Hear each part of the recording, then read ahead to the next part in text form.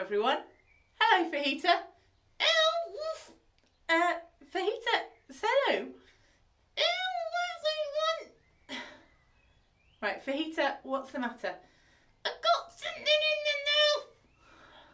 You've got something in your mouth? Yeah. I think maybe we better take out what's in your mouth. Is this something that should be in your bucket? But it's not in your bucket. It's in your beak. I think we should have a look. Go on, open wide. Carefully! Okay, carefully.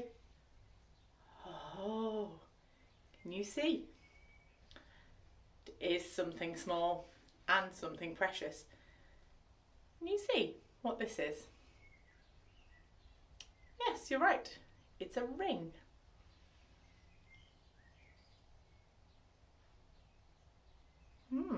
Wonder what kind of ring it is. What kind of ring do you think this is? Have a quick chat to each other. What kind of ring do you think it is? I know. Yeah, well, I know you know. Oh, nice to hear you talking again. Yeah, I can talk now. Okay. Well, you tell them what kind of ring it is. It's a wedding ring. It is. It's a wedding ring.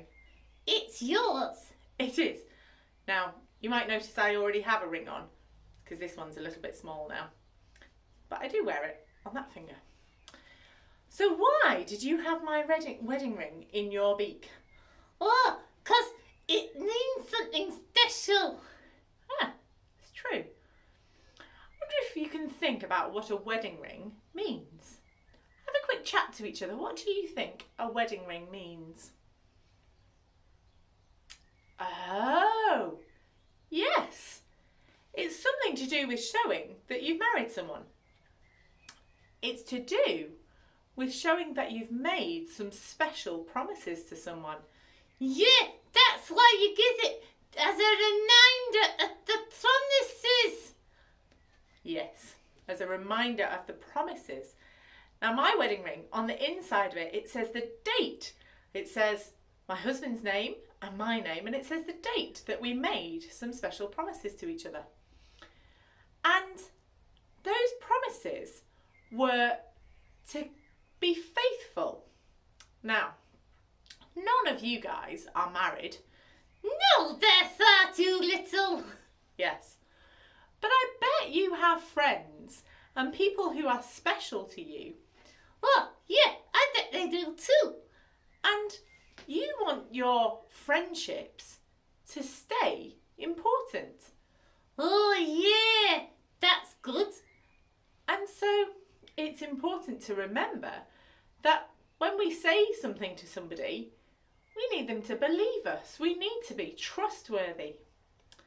Now, can anyone remember what number commandment we're thinking about today? Go on, start at the end. We started at 10, 9, 8, 7. Yes, well done. Today is 7. And commandment number 7 is mostly for married grown-ups, really. That we've extended it. Yes, we have. We've done what we did last week. And we've extended it a little bit.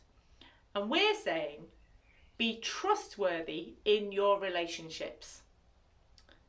That's a good thing to think about. Have a think in your head, not out loud.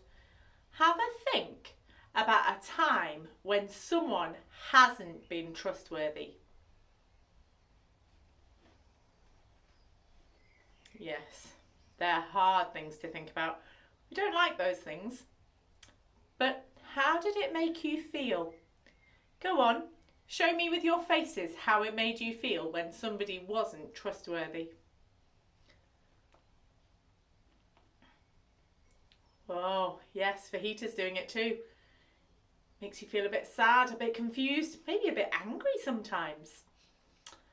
Well, today we want to remember that if we're trustworthy in our friendships and in our relationships with other people, then that will make us feel a different way. Now, have a think in your head about a time when somebody maybe told you they'd do something and they did it. Or somebody made a promise for a good thing and they kept it. Yes, those are the times that we feel happy. We want to smile. We want to tell people about it. We want to tell people how great it is and how great our friend is. Well, that's the kind of thing that the seventh commandment is talking about. It's saying, be trustworthy and be faithful in your relationships. So this week, have a think. Do you make promises to other people? Oh, it's risky. It is. Because promises are difficult to keep sometimes. When I was a little girl, littler than most of you, my mum said to me, don't make promises.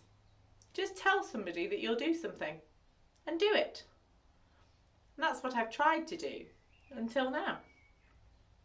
So my challenge for you is to think about who the people are that are important to you and how you can be a trustworthy person to them. Maybe it's to your mum and your dad. Maybe it's to grandmas or grandpas or foster carers or aunties or uncles or friends or cousins. What things can you do that will show that you are trustworthy? If you say you'll tidy your bedroom, oh, tidy it, even if it's boring. Yes. Or if you say that you'll ring them to say thank you for a birthday present, do it. Or if you say that you'll come out and play with them after school, if mum or dad let you, then do it. So that's what we want you to think about this week.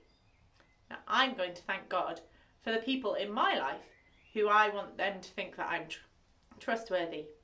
And if you want to make this yours, you can say amen. Father God, thank you for my friends and my family.